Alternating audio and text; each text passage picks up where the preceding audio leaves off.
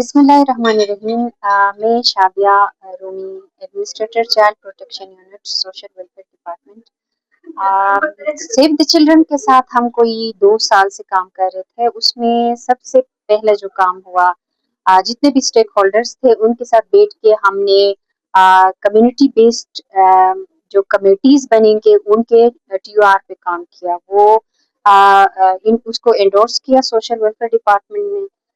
इसके अलावा फिर जो इम्प्लीमेंटेशन प्लान चाइल्ड प्रोटेक्शन के हवाले से 5 ईयर इम्प्लीमेंटेशन प्लान 2025 से लेकर 2030 तक उस पे काम हुआ। स्टेक होल्डर्स के साथ मिलके कंसल्टेशंस हो गई और उसको फाइनल किया। थर्डली जिस पे हम बैठे हैं आज उसकी क्लोजिंग है।